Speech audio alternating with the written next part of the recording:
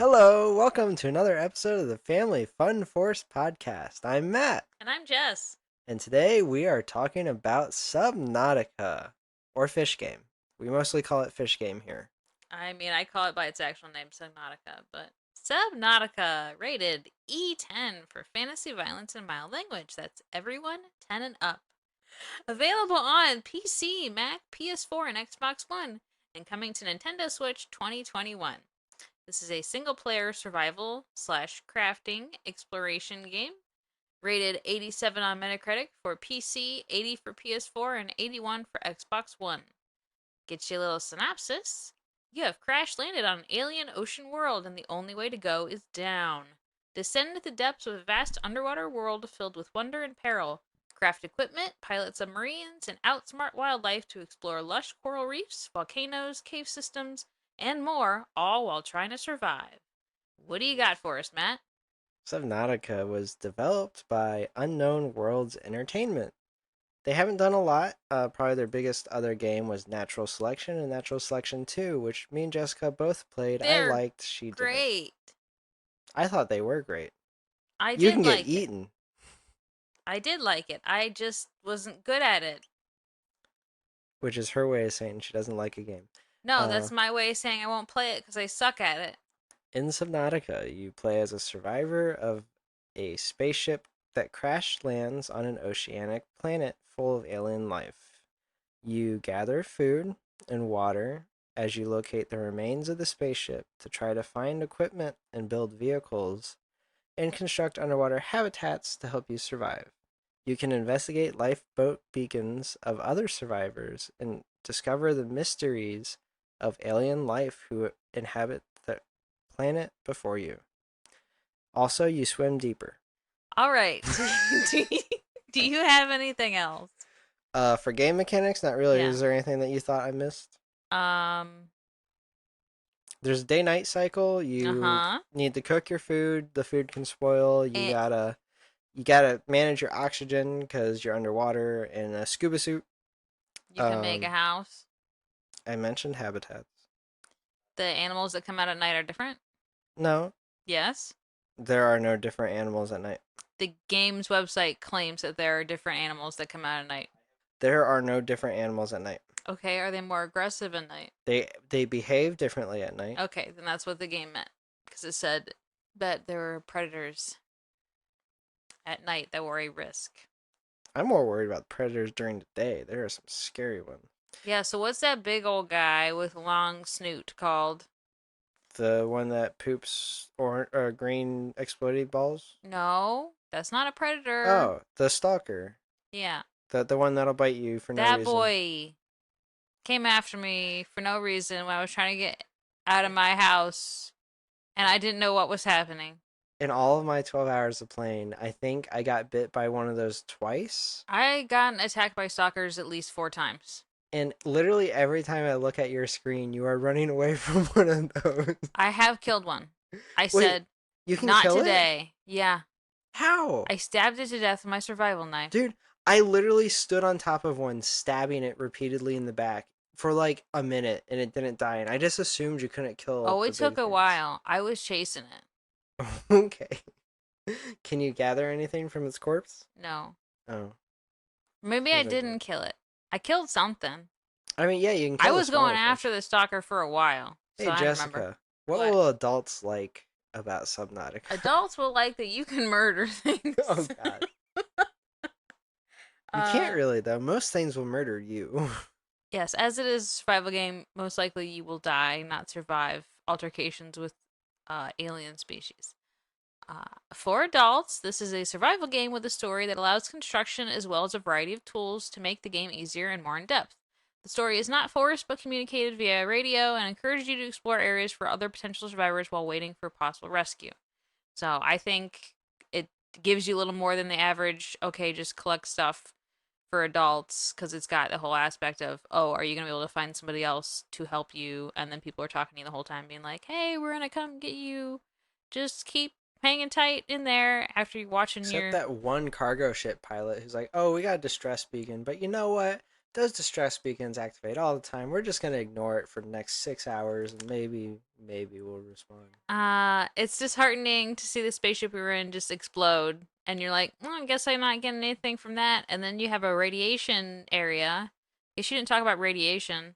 Oh yeah, Radiation can affect you negatively and impact your health, and you have to wear a special suit, but it still doesn't keep it all away from you. no, the radiation suit 100% eliminates radiation. Oh, so because I wasn't wearing the helmet. Yeah, What do you think for adults this is good for? yeah. I think this is a great game for adults who are looking for a survival game that doesn't require extreme amounts of time. As I said, I think I'm at like 12 hours or something. That a lot of that time was spent just goofing around with my son, because he liked looking at the fish. But like, if I dedicated myself to finishing the story, I would have been done by now. It's easy to jump into for a quick dip, or if you have the time, just be out as long as you want. Swim around, look for fishies, look for parts of the ship. There's always something to do. It's usually with an asterisk. Your next objective is usually presented to you in an easy to identify way. The game can go from peaceful and fun to spooky to terrifying in the blink of an eye, and it does so while you're still in control. So if you don't want a spooky time, then you stay closer to the surface. You can stay in the coral regions, and there's still constructive things you can do there, even in late game where I am now. Or if you're ready for for the jump scares or for the spooky, you head deep, which is where you got to go eventually. And then yes, the objectives present themselves often again with an asterisk after a certain amount of progress has been made. But once you reach this tipping point, you always know what you need to do next to advance the story and to keep surviving. I guess I didn't get that far. I didn't feel any sort of tipping point. Yeah, there's definitely a downhill slope, and once you crest that, it's like, oh, I know exactly what I have to do now. But Because the last thing I got was like, oh, here's a beacon for something, but we don't know where it is. And I'm just like, okay, well, what am I supposed to do? oh, you're supposed to find it. Well, there's a lot of open ocean, so it's hard for me to figure out where I'm supposed to be going. Hmm. Speaking of open oceans, what do you think kids would enjoy about Subnautica? You're gonna put some kids in the open ocean. I'm trying to understand the jump there. Speaking of open ocean, what's good for I kids? don't know. Our kid really liked the open ocean. Most children and some adults are terribly afraid of the open ocean. It's a fear, and I don't know what the fear is called. It's not being able to see the water underneath you. Well, I mean, most of the time there's a shark literally 50 feet It's from you, something and you just never phobia. know. Well, sharks kill people less often than cows and car accidents, so, don't cut yourself. Or look like a tasty snail. Don't look like a tasty seal snack and you'll be fine. Okay, but what do you think kids would like about For Subnautica? kids, this is an exploration game that has an easy to use crafting system with encouragement on observation of the environment to learn more recipes and progress in the game. Wow. Any child who followed that sentence, kudos. You've been paying attention in school. Congratulations, Well, A it's 10 plus. and up, so I think a 10-year-old will understand those That words. okay? Continue, please. Okay, the game wants you to use your little scanning device to look at plants and animals, and when you do that, it gives you a breakdown of the information on it, but also when you start collecting stuff, it unlocks crafting recipes, and it'll show you what you're supposed to get to finish stuff. It goes on a little main menu to look at everything, and it'll pop up when you unlocked a part to make something, and then you go in your little life pod, and everything's right there, separated by like food and water, tools, devices, The infinite health pack.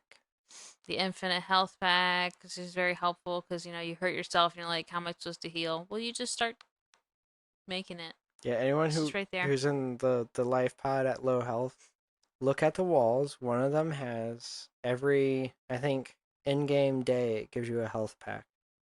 Don't ignore that like I did for the first like in-game week, because You can that's make health helpful. packs too, but it's easy just to pull it off when you need one. I liked how recipes were unlocked via the scanning function, how the HUD showed what you had unlocked and when. The crafting system was easy to understand and navigate as well. The concept your life pod as your starting base And then the option to expand by creating your own underwater domicile was cool. I literally just got to the point where I unlocked the tool to make your house, so I actually didn't start making a house yet because I didn't have any of what was it, titanium? I was Lead literally is probably the out of thing you were able. titanium, so I couldn't start making a house yet, but that's literally how far I got. Was getting ready to make a house. So I thought that was cool. Kids really seemed to enjoy the making a house. Wait, I totally skipped. For kids, this is an exploration game that has an easy to use crafting system with encouragement on observation of the environment to learn more recipes and progress in the game. It is minimally violent and the controls are easy to maneuver. So I'll talk about this a little more when I go to my enjoyment section, but um it's really easy to use a crafting system because it's all kind of there, and anytime you scan stuff, it just pops up. So it's easy to figure out. I didn't have a hard time figuring out what I was supposed to be doing in the crafting system. Also, as far as violence goes, you don't have to fight stuff unless it comes after you, I guess. When you go to get fish, you don't have to stab them to kill them. You can just grab them and then you cook them later, so you're not like it's not up in your face like going after animals. The game discourages actively fighting wildlife. Continue. Okay. I just think it's important because like a lot of games are like, oh, just like murder anything against you, but this game's like you can stab something, it'll probably just make it upset at you. Yeah, I had one fish come at me and I got mad, so I took care of the problem, so it wouldn't come after me again. But yeah, um, and the controls are pretty easy to use. I normally have issues playing underwater games. I didn't have any issue maneuvering in this except when it came to like exploring cave systems.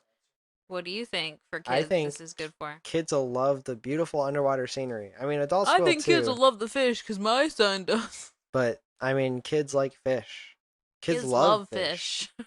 And I wouldn't say there's a lot of fish, but there's a good number of You fish. can pick them up and hold them while you're swimming. They're just And kind of your friend. I don't know if anyone here has played like the original Half-Life, how like there's little idle animations that your character did when they held the little ticks, I think they were called in Half-Life.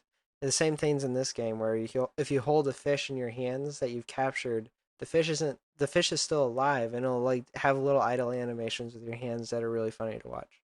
Yeah, kids love fish, especially at night when everything in the Kids love game fish, especially at night. Kids love fish, especially at night when everything in this game is bioluminescent and it's glowing in the dark. And I didn't even notice until I watched Jessica play, but if you go above the surface of the water, there's even some fish that can fly. And they're flying around up there glowing, and it was just like, it was gorgeous. And it was great. I think they're supposed to be birds. No, they're actually I can't remember what they're called, but they're the larger ray, the one that you can't catch with your bare hands. I can't remember what it's called. But yeah, let's see. The kids also like interacting with the various fish because every fish sort of behaves slightly differently. Some fish are really dumb, like the Gary fish, and it'll just like swim up to you and you can grab it. Other fish do interesting things, like the what we call the angry fish because it's angry. I don't even know what it's called in the game, but it basically sees you, comes out of its cave screaming like the headless bomb man from Serious Sam, and then explodes. And it's a fish, and it's hilarious the second time. The first time, you're like, oh my god, what just happened? I'm so scared. The second time, it's like, oh my god, that is really funny. The third The first time, time it happened to me, I just said, "What just exploded?" Because I never even saw the fish. yeah.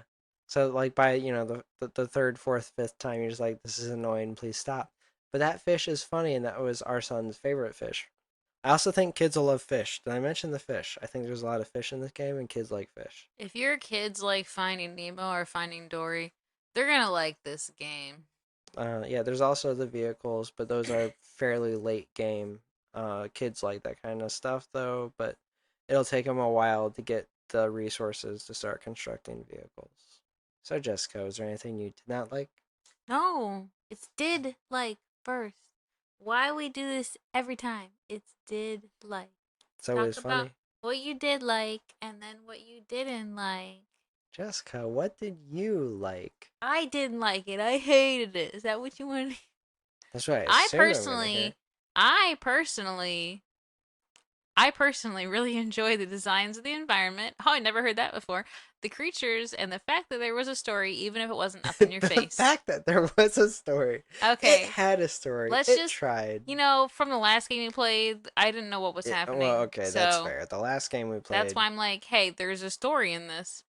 I liked how recipes were unlocked via the scanning function, how the HUD showed what you had unlocked and when.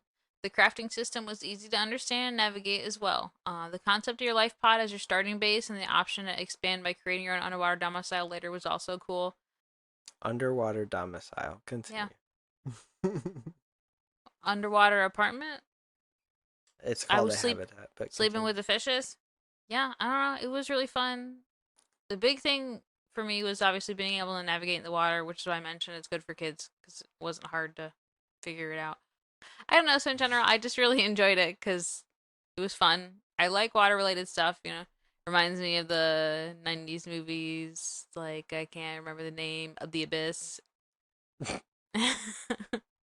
Kids are like, I don't know what is that movie. I don't even. Mom, Dad, what's the Abyss? I think we're the only age category who can appreciate The Abyss because we were too young to realize it's a bad movie, It's a but great old movie. enough to think it's a great movie. Okay, well, there's a newer movie with Kristen Stewart about deep sea diving and oil rig stuff. So I also really enjoy books by Steve Alton about the Megalodon, which is a deep sea dwelling, well, in Fantasyland, deep sea dwelling.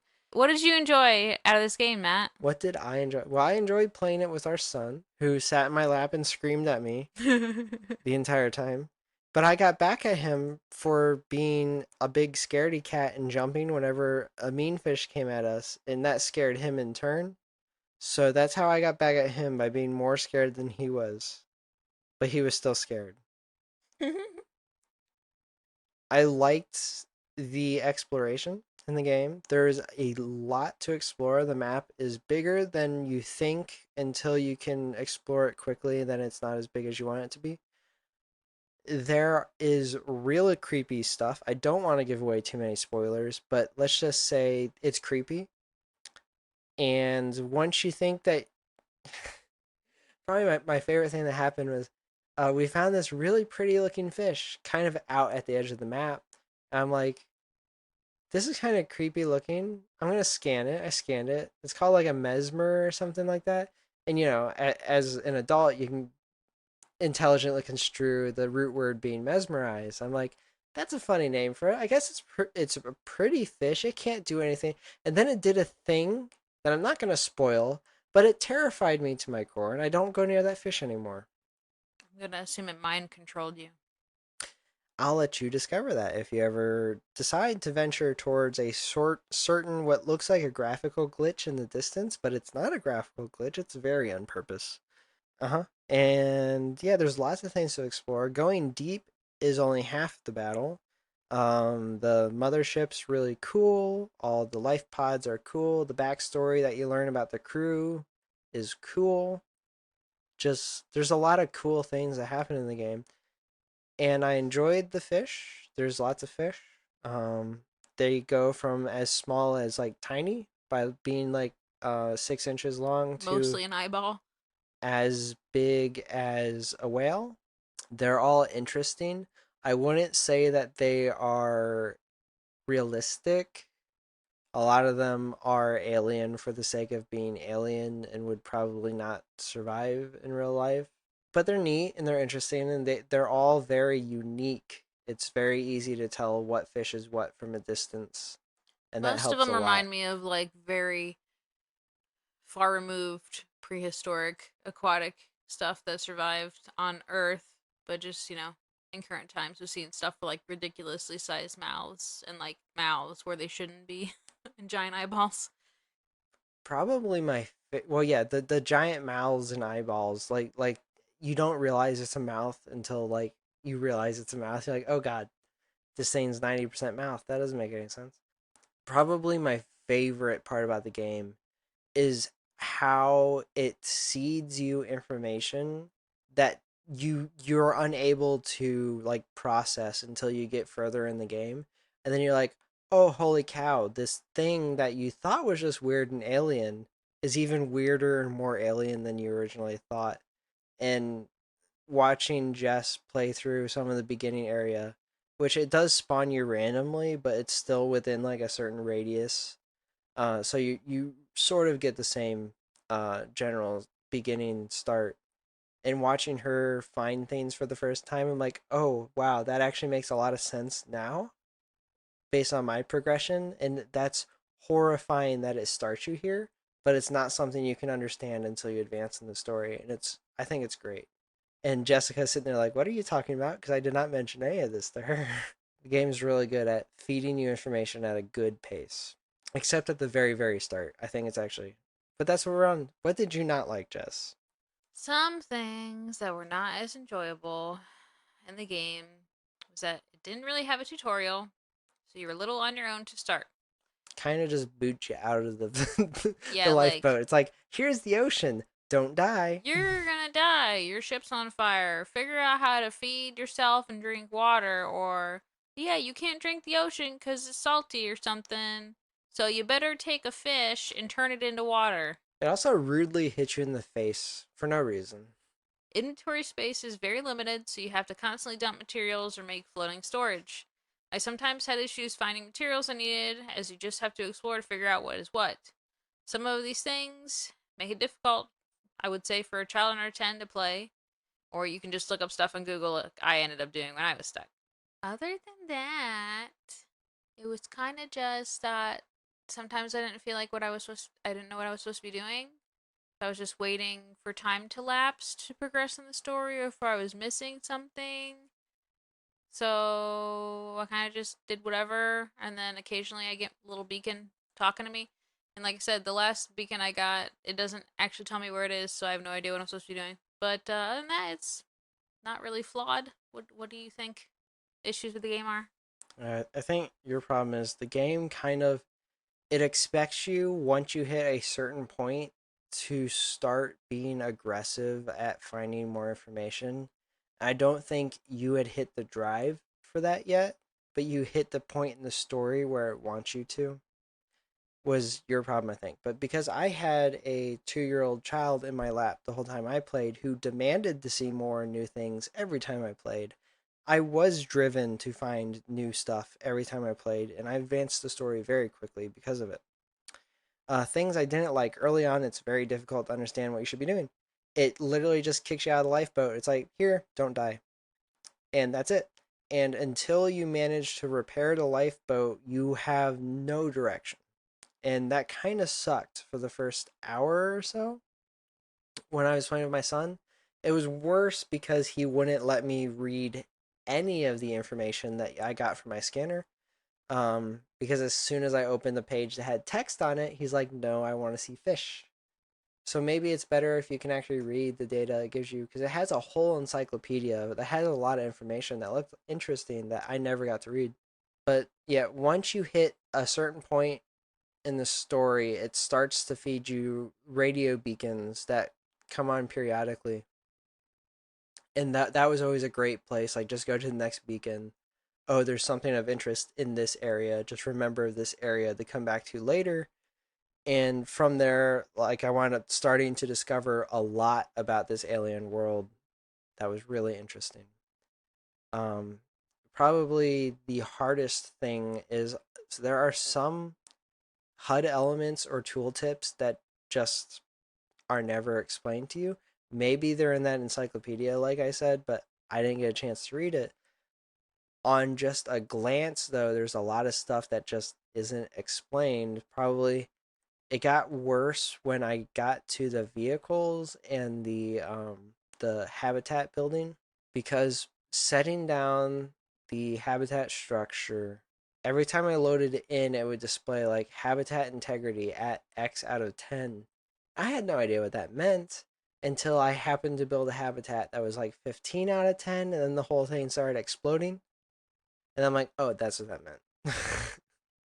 Like, so you added too much stuff and it fell apart? Yeah, so apparently each like habitat foundation can only support like 10 units of habitat. And each unit of habitat, I don't think tells you its structural integrity, but that's a thing.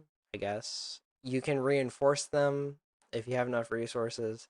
There's like a whole thing to building the habitats that honestly just felt um what's the word I want to use?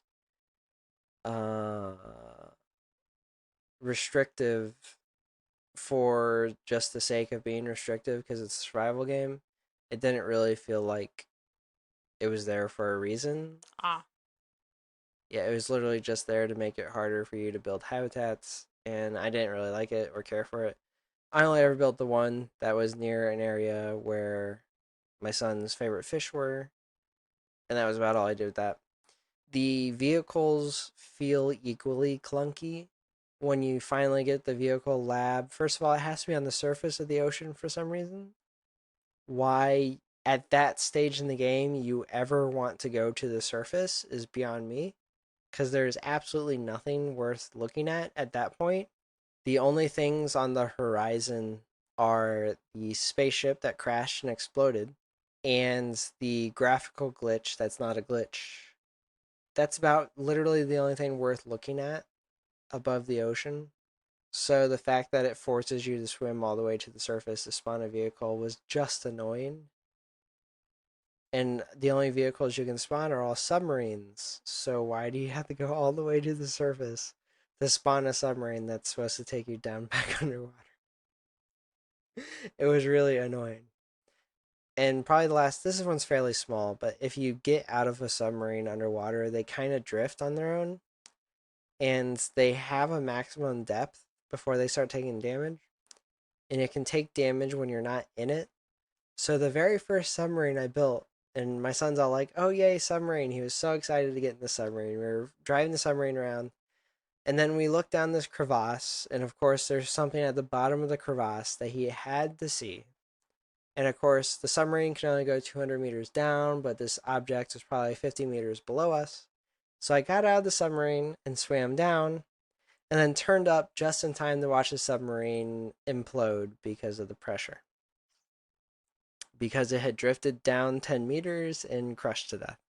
That was real aggravating, and I had to deal with a screaming child for the next 15 minutes while I got the resources to build a new submarine. I was there. It wasn't pleasant. It was funny in hindsight, but not great mechanic to let the submarine drift like that. At the very least, prevent the submarine from getting into situations where it can kill itself. I don't mind if it drifts a little bit, but like the fact that I left it 10 meters above its maximum depth and it literally fell down to the maximum depth and imploded was annoying. But outside of that, no, like I mostly liked this game. It was pretty fun. I got to play it every day for about a month because I was required to. How much did you like it, Jess? It was good. I wish I could have played it more, but I can only play video games for like 30 minutes at a time because he's not entertained by whatever I'm doing ever. So I'm not allowed to game if he's awake. So I gotta do it when he's asleep, and I've been tired, so I haven't really been able to game much at nighttime. So I'll probably play this game more. Honestly, kind of feel like I want to get the game when it comes out on Switch. So I'll probably buy it again next spring. Hopefully it'll come out by then. Yeah, this title's well, I wouldn't say unique in my life. This title suffered from a problem where I bought the game probably 3 or 4 years ago, and I never played it because when I started a new game, I didn't feel that drive. And like in Minecraft, you need to find food and build a shelter day one or you die. I would say the same for Subnautica. You But can in die. Subnautica, you can actually ignore the fire on your life pod indefinitely. You won't lose it or anything really. Oh, that's kind of silly. And that's actually when myself and my son played because he was demanding to go underwater. I just left the fire burning for several in-game days because he wanted to look at fish and I just wasn't in the mood to deal with it. So we would just go on deck on aboard a burning lifeboat because we didn't care. Well, that is one complaint I might have too. I feel like the day night cycle is like way too fast. Yeah. Yeah, well, yeah, if you're talking scientific reality, the moon and or planet you are orbiting. I don't know if it's like a sister planet or if it's a smaller moon or if you're a moon to a bigger planet. It's impossible to tell. You are zipping around that thing incredibly fast. And it seems remarkably close. The apparent size in the sky would insinuate orbiting Earth at maybe like an eighth of the distance from Earth to the moon. Incredibly close to this planet, way closer than the moon is to the Earth. And both the planet you're on and the planet you're orbiting, or however the situation's working out, is entirely too fast. And it's just weird. Every time like you swim to the surface and you look at this planet and or moon or whatever it is, and like it's zipping around the horizon, it doesn't make any sense. I guess it's supposed to be weird because it's alien. I'm probably gonna cut most of this. I just felt like I was constantly fighting that it was dark and I couldn't see. Did you experience an eclipse? I don't think so. That's probably 10 times worse. Because like at nighttime, at least like it's nighttime. And you know about how long nighttime is? But like occasionally the moon and or planet will obstruct the sun, so you get an eclipse, which most of the time you're like, oh, cool, eclipse. But in this game, it's just like, why is everything eerily dark, but nothing's bioluminescent, but it's still dark, but I don't know. It Cool. was just like confusing, and it didn't really change the gameplay at all. It just made you annoyed. Anything else you want to talk about? Subnautica. Um, so since I was playing with my kid, I didn't actually get to listen to audio too much. But I will say for the little bit I did play by myself and I had my headphones on, the loading music at the very beginning of the main menu was pretty cool. And I like some of the sound effects were good. So I I was a turned the music fan. off. Wow. I was a fan of the music and sound, per usual. I wouldn't say it really impacted my gameplay because, like I said, I didn't really get to listen to it much, but it was cool. It is important to listen to sound effects because you get warnings for like your air and stuff, and the creatures do make noises at you when they're mad. So I would recommend using at least the sound effects, if not music. I might post a picture to the Facebook group and our page of what happened when I decided to play Subnautica and my son decided to wake up from his nap and then he laid back down on my lap and went to sleep and then I kept playing my game and it was Nirvana. Uh so I might post that picture, but I had a good experience. I enjoyed it. I'll play it more for sure. Of all those survival games we've talked about so far on Family Fun Force Pod, this is probably the one I've like. I'm gonna play it until I finish it. Like I'm invested now. I want to know how the story ends, and I'm gonna get the expansion. Maybe we'll review the expansion. Yeah, so on that note, if you like this title or look for something similar to it, there is an early access standalone expansion called Subnautica Below Zero. It has a new character who is female instead of male. This male character in this Oh, version. I have an Um, addendum to things I didn't like. Generic white guy as main I don't character. think he's white. If you He look at some is. of the concept art, he looks like he's not Caucasian. I don't know. Whenever you see his hands, they look pretty pale to me, And that's because and he's been in space, hasn't got any the sunlight. incredibly short amount of voice lines he has happen to be Wait, he annoying. has voice lines? I didn't even hear I anything. want to say it could be someone else speaking because the few times you hear voices, it's usually through an external source, but I'm assuming the one time you hear him speak, he's still annoying, kind of like the guy from Far Cry 3, Lol. who you just like hate because like he Whiny. talks. Yeah. It was it reminded me of that at least. I could be misattributing a voice because of how infrequent the voices are, but if I am associating the voice with the correct character, no, he's a whiny little git. Anyways, as I was saying, and the Subnautica Below Zero, if you could guess, Below Zero has a whole like ice aspect to it, which is pretty cool. But it's supposed to be on the same planet, I think. There are weird penguin things with They oversized look super mouths. cute. Until you see them open their mouth. No, it's fine. They're still super cute. Anyways, Mm, so yeah, if you liked Subnautica, definitely check out the expansion. Since the expansion, standalone, all separate game, but connected sequel, some whatever you want to call it. Um, it is also coming out on Switch. They claim Subnautica and Subnautica Below Zero are coming out at the same time on Nintendo Switch. So I would assume it will be out of early access by next spring. So, Mm. if you want to wait until it's fully released, sometime spring 2021 is probably your bet. Otherwise, you could check it out now. If you like survival, prefer something with zombies, a multiplayer, and more management options, try State of Decay. I believe they're releasing the third game soon. I've only ever played the first one on Xbox. I believe it's still on PC. I don't think it released on Sony consoles because it was a Microsoft exclusive to start. Um, it has a whole aspect where you have to kind of like run an area, make sure everyone gets fed and stuff like that, and you make a little base, but you go out and explore to get materials to survive. I enjoyed playing that game, but FY, it is a mature game, so I don't know if I'd recommend it for kids. Other zombie exploration survival type games, the Daisy mod for Arma or the standalone Daisy game, and I guess that's all I got. What do you got, Matt? No, good for kids, good for people who liked the Subnautica Astroneer. I mentioned it last time as well. It's very similar to Subnautica, except no fishies because you're in space. You're just collecting resources to survive on a planet and eventually get off. We haven't played it a ton, but it's a game we have played, and I thought it was interesting when we got it. But we got it way back when it was early access, and I was waiting for there to be more, but there is more now. So check that one out. Other similar titles. This one is absolutely mature, not for children. Rust. Rust is probably the pinnacle of first-person survival sandbox games where you can do anything in them. Second to Rust would be Ark, survival, dinosaurs, but otherwise Rust. Talked about that last episode. Yeah, not much more to say. There's lots of survival games. Obviously, Minecraft.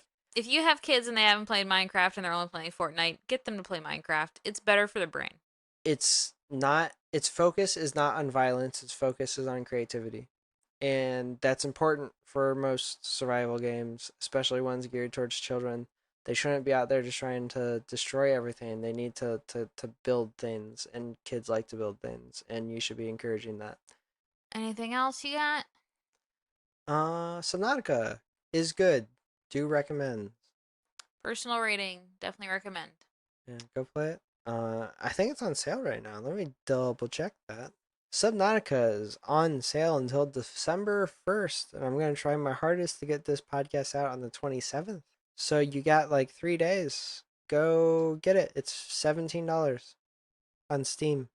Yeah, I mean, I think the standard price for the physical copy on PS4 and Xbox One is about 30. I did see it on sale on PS4 once before GameStop had a daily deal where it was like 15 bucks on PS4, so you might see it go on sale again, maybe not this Black Friday because I didn't see it on sale for then, but possibly closer to Christmas. So, yeah, I mean, if you don't want to mess around with PC, the console version's out there and kids would probably really enjoy this game. Yeah. Um, correction for my time. I'm actually at 6.9 hours, and I estimate. I obviously haven't beaten the game yet. I estimate I'm one half to three quarters of the way through at 6.9 hours, but there are things to do outside of the main story. So I definitely think it's worth that $17 if you can go out and get it now. For sure. I didn't pay for it. I was using Matt's copy via the Steam share. Like I said, I want to go buy the Switch version when it comes out next year because that's how much I enjoyed the game. So definitely check it out. Unless you're afraid of the open ocean and deep water, then maybe want to stay away from this game. I mean, there aren't any sharks, but there are stalkers, and they will come eat you. Uh, okay. So, as usual, find us on Facebook via Family Fun Force. Join our group, Family Fun Force Pod group, and find us at Twitter at It's at ForcePod. We also have our email, familyfunforcepod@gmail.com. Please email us. no email still. A lot of junk mail. Come on, email us questions, comments, concerns, game recommendations for reviews, Requests to join our Discord. request to join our Discord. You can also find permalinks for the Discord at our Facebook group. I can also just send links randomly when we're gonna be streaming stuff or playing games. I'll send Discord links just as a refresher on the group page, and we're trying to stream more often. I don't know if this will sound any better, but I got a new mic, so I'm sounding a little better. Uh I've been streaming once a week. I'm trying to get that count higher. I'm even looking into VTube because those are popular and I think they're cute. Jess doesn't agree, but I am all in on this. I I'm looking to spend. just I'm looking to spend. Hey, you want to email us? Are you an artist who can do a VTube avatar for less than $100? Hit me up. okay. Well, so yeah, our Twitch stream, Matt is Mr. Universe guy. Is that right? It's mr_universe_guy. I'm still really only streaming Twitch things, but that will be over by January something. So I'm getting stuff set up with OBS Studio to start streaming stuff like Phasmophobia. Did I say that right? Yeah, Because that game scares me, and it'll be funny to see you run away. scares Um, her. yeah, it's scaring me.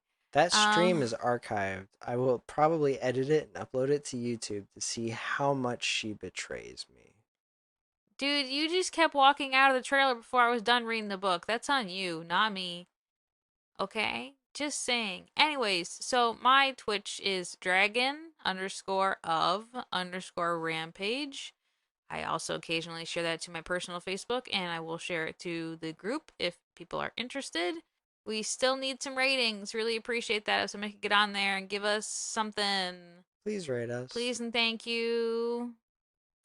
It's been almost a year now. We don't have any Yeah, reviews. we need like one review. I want to get at least one review before the end of the year. So come on, let's make it happen.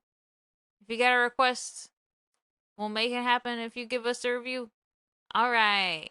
So, next title is A Top Hat Time Machine. I That's a have a bad better one. joke. Nilla wafer top hat time. It's What? Nilla wafer top hat time. Vanilla Wafer Top Hat Time. If you were fans of Good Mythical Morning, you know my reference. It's Nilla wafer top hat I am time. cutting this entire section out. Why would you do that? There's people who like Good Mythical Morning and Rhett and Link. They're like really popular on YouTube, so me They don't referencing need them is our great. promotion. We need theirs. Okay, well, if I'm like, hey, I like it, maybe people are like, hey, that must be cool if they like it, so I'll listen to them. Our next Nilla title, wafer top hat time. Our next title is A Hat in Time. A Hat in Time. That's all I've got. Children are amazing. Fart jokes never get old. I'm so done with the farts. So done. A Okay, fart and fart. That's bye. our next. That's our A next title. A bye. fart and fart. A Bye bye. Bye bye. bye. Bye.